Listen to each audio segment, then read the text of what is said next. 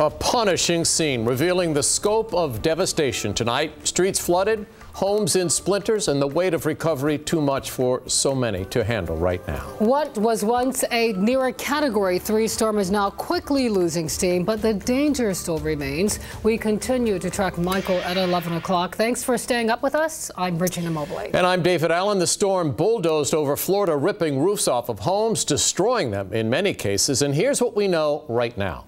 Search and rescue teams in Florida are urgently searching for survivors. The catastrophic storm surge will continue as it moves inland. In Georgia, as many as 3 tornadoes are reported to have touched down. We'll talk more about that in just a moment. But first, you need to know we are still in Michael's path. The latest advisory shows we'll start to deal with the effects sooner than you might think. Chief Meteorologist Jeff Lawson is breaking down the brand new data. Yeah, and what was the eye of the storm is still going to pass right over us as a center of circulation. Won't be like a typical hurricane where you can look up and see blue skies, but you're going to see on radar still, again, a hole right about when it gets on top of us, and then it'll move out. Meanwhile, we're talking about a wind advisory for inland areas, a high wind warning, and then a tropical storm warning near the coastline. The difference, just a matter of semantics. Both of these, the purple shaded and the yellow, mean that we're expecting winds of 40 miles per hour or more. You say, well, what's the difference? In the yellow area, we are expecting it to happen as the system approaches as a tropical storm.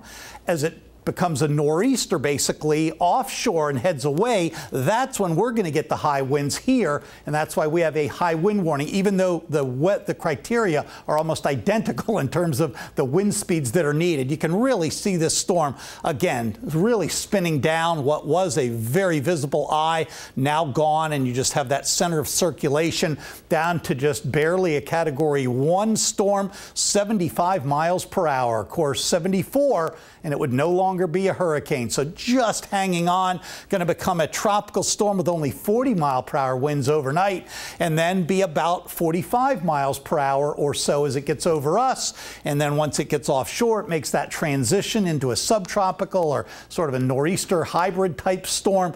Hits England in about 5 days. That's how quickly it is moving. But again, focusing in here locally, tomorrow evening is when we'll get most of it. So the impact, and we're going to time it all out for you in more detail in a couple of minutes. Meanwhile, the flooding potential, some places, especially north of us, I think it'll be more moderate around here. Generally minor. Tidal flooding, low to minor. Although sound side, I'm definitely worried about it getting up a little bit more into the moderate category.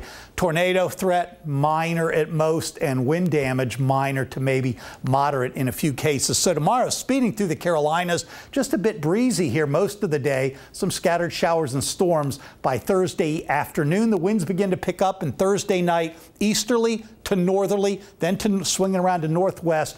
30 to 45 sustained, gusting over 55, rain heavy at times. And then as we get into Friday morning, it slowly starts to wind down. And by mid-morning, it's definitely winding down at a little more quicker pace. I'll discuss again all the details coming up. All right, Jeff, thanks so much. We're seeing a lot of damage from the storm surge Michael brought. Here's a look at what that means.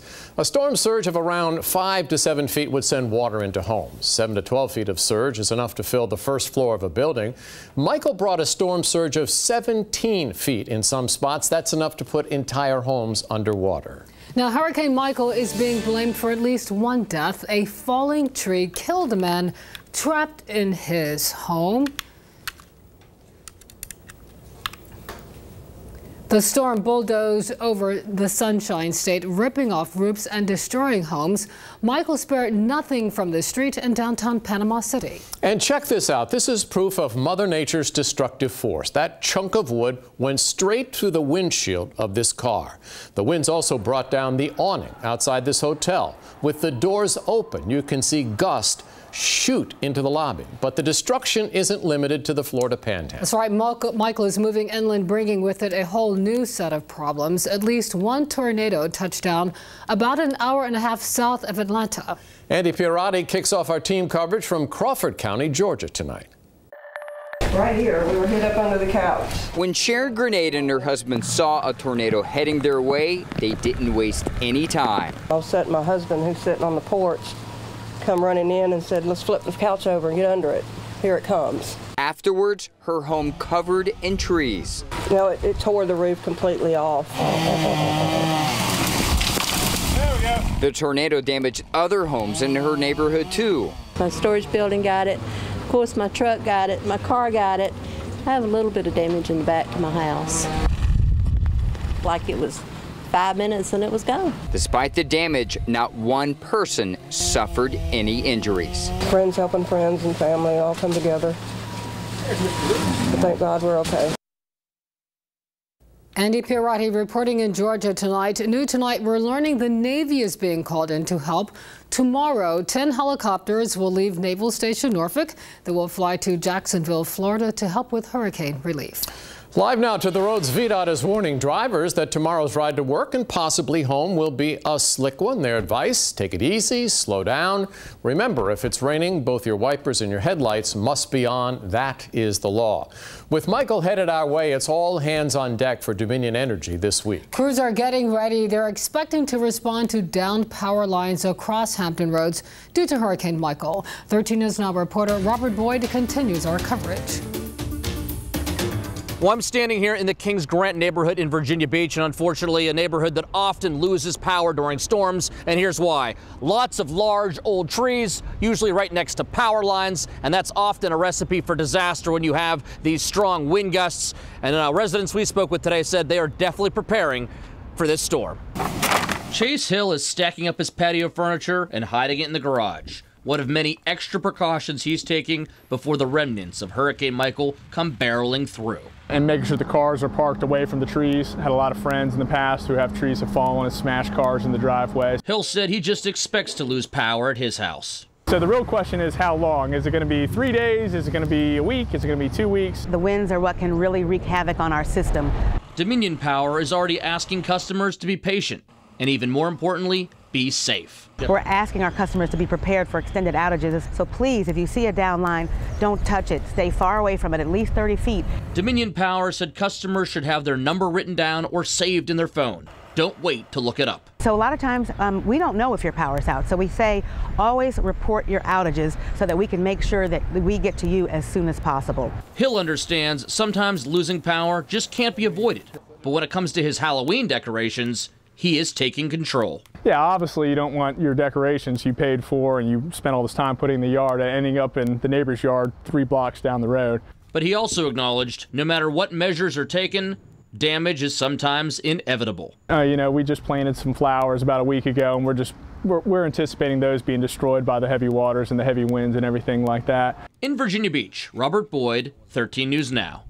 Team coverage now takes us to Norfolk. The masters of disaster are headed south. Local Red Cross volunteers are stepping up in the aftermath of Hurricane Michael. Right now, those volunteers are on their way to Florida, and they're bringing with them critical supplies and valuable experience. 13 News Now reporter Chanu Hurd joins us with the effort underway at this hour.